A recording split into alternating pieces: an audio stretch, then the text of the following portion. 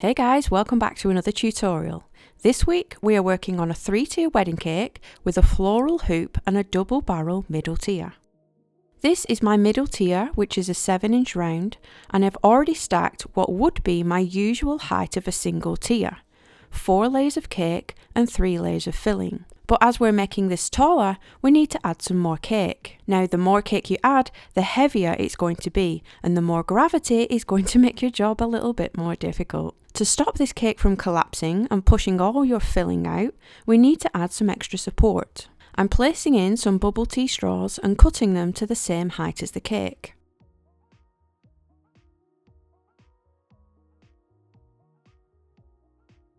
On top of this, I'm placing a foam core circle that's slightly smaller than the 7-inch. This is because if we need to trim any of the cake, it means the board is not going to get in our way. As you can see, anything we put onto this board is now supported by the straws, and it isn't going to squash the cake underneath it. I've placed some ganache to glue the circle, and you'll notice there's a little square cut out in the centre, because I'm central doweling this cake. Feel free to go and watch the central dowel tutorial that I uploaded a couple of weeks ago. I'll leave it linked in the description box. You want to coat the whole board in ganache and also the lip where the board meets the cake underneath. You can then start stacking your extra layers on top. I'm just using my Pro Froster to make sure none of the cake sticks out too far. If it does, you just want to trim it off as you want enough room to get a nice layer of ganache in there. For the height, I'm going to be adding another 3 layers of cake and 2 layers of filling.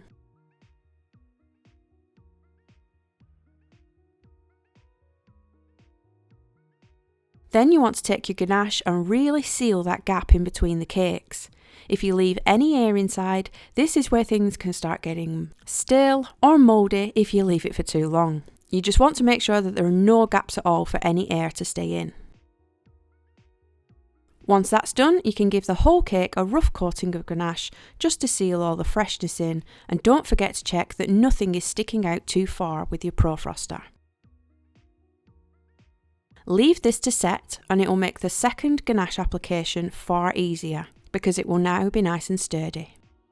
This is the second layer going on, and as my Pro Froster isn't quite tall enough for this beast, I'm just taking any sort of straight, flat, tall tool I have. In this case, it's my quilting ruler. Once the sides are nice and straight, leave them to set. That way we can work on the sharp edges and straight top by taping drums together so that your Pro Froster now has a platform to sit on and it can now reach. Just remember to let the sides completely set before you do this so that the drums don't affect the finish. So now you've got a nice tall cake, straight sides, a flat, even top, and it's well supported on the inside. I'm then going to panel this cake, which I've also got a separate tutorial on, but I just wanted to quickly show you this version as it is a much taller cake. First, we add the top circle on and cut it even with the sides. I've then rolled a long rectangle of white paste, rolled it up into my little Swiss roll shape, which I'm then unrolling around the sides of the cake, which have been spritzed with water to help it stick. You want to overlap the join where it meets and cut straight down through both layers.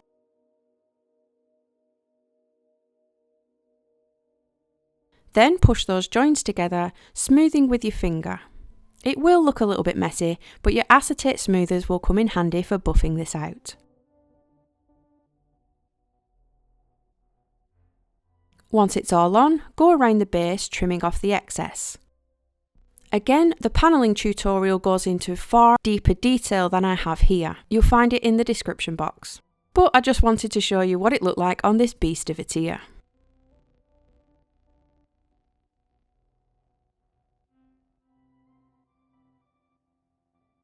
So here we have all our cakes done. We have our 9-inch bottom tier, our double barrel 7-inch tier, and our top tier, which is 5-inch. For the pink blush watercolor effect, I'm using pink gel as well as brown. The pink on its own is a little bit too baby pink, so we're going to mature it a little bit with the brown. I've added the 2 colours to a bowl with lots of water to make a wash. And then I'm adding some white colouring, and you can see just how much it lightens it up. I'm going to keep adding it until I have the desired colour I want. Then with a large paintbrush, I'm just dabbing haphazardly all around the sides and dabbing the heavy colouring back off with a clean piece of kitchen roll. You can also dampen your kitchen roll to create more of this watercolour effect. Just keep playing and keep going around until you've done the whole tier. I'm then going back in with a slightly browner shade of the original just to give that variation of colour. Then taking off any heavy wet areas with the paper towel to give it that mottled effect.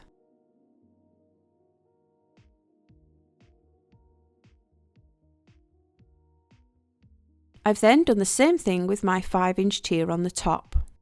We're going to be adding some gold leaf. Now these are mighty expensive, but I prefer to get them on these transfer sheets rather than loose. As you can see, the gold is stuck to the paper and I also have my fan on in the background. If this was loose, it would have ended up all over the place. These transfer sheets are easy because you can just put it down onto a damp cake.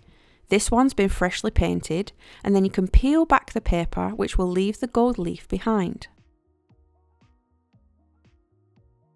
Because this is so expensive, if you've ever used it or bought it, you'll know you want to use every tiny little dot of gold on that sheet. I'm just piecing the sheets together to try and cover all of the top of the cake, and then from to taper off down the sides, maybe the top third. Anywhere the cake is damp or sticky, the gold will transfer to. Don't forget to check the description box for everything I use in this tutorial and also the links to the other helpful tutorials I've already mentioned. There's ones for making ganache, how to ganache the cake, how to central dowel and how to panel with a sugar paste, as well as hundreds of others.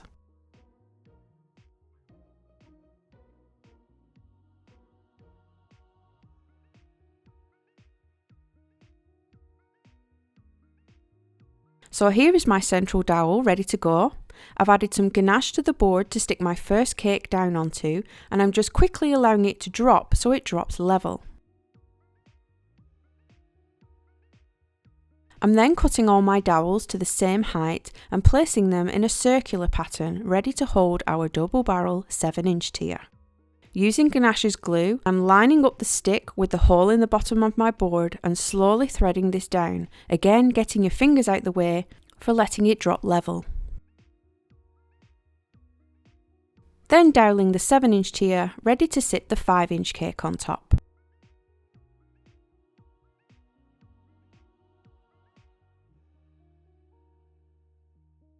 Here's how it should look so far.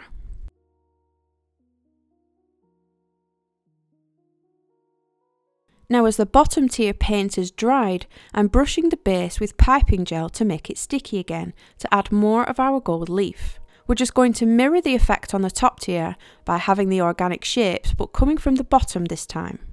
You just want to paint with piping gel where you want your shapes to stick.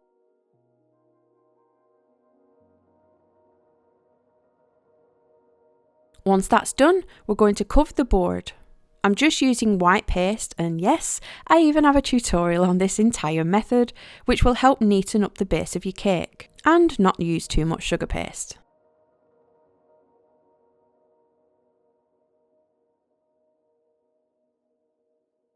I've got my gold hoop. You can pick these up from everywhere online in all different shapes and sizes, but you just want one that fits the tier you're working on. You can see this fits nicely if we attach it in the centre from the top and the bottom. If I was to rest this gold hoop on the base, you can see there's too much of a gap at the top, so we want to have it central. Then make sure you've got your assortment of different flowers. These are foam roses in various whites, blush pinks, off-white, as well as lots of leaves and foliage. You also want some green tape. This is called parafilm, it's not the usual floral tape, and some cocktail sticks. First thing we need to do is add our anchors so the hoop stays where it should do. I'm going to do this by taping these cocktail sticks, one on the top and one on the bottom. This tape isn't sticky at all. Even when you stretch it, it doesn't get sticky. It only sticks to itself. It's what florists use for taping up a lot of their stems for buttonholes to make them waterproof.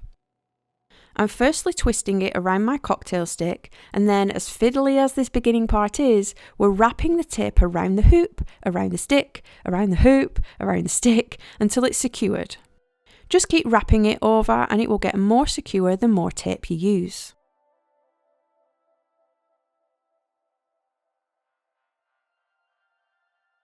Once the first part is on, you can then add another piece of tape for extra security. Now it doesn't matter if a little bit of the cocktail stick sticks out on the other side, as it will most likely be hidden with leaves and flowers. So now we have our supports on the top and the bottom, and this is what's going to hold our hoop onto the cake.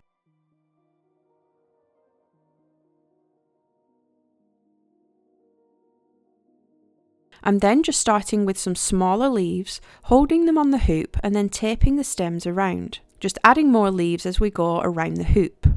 There is no set way to doing this, I'm just holding up what I think might look nice and then attaching it as I go. And these foam roses are great because they already come on a wire, and you can just wrap the wire around the hoop and then bend it to wherever you want it. You can completely use sugar flowers if you like. I personally just don't enjoy making sugar flowers, and I'm also quite heavy-handed when I want something to move to where I want it, and then I end up breaking it, so to save my sanity, I am very much an artificial flower person. But if you do like to make them, and are going to use them, just be aware this hoop will be far, far heavier, and you might need something a bit longer than cocktail sticks to hold it in. Right, I've done faffing with my hoop. We've got leaves and flowers 3/4 of the way around, and I'm leaving the rest of the gold hoop showing.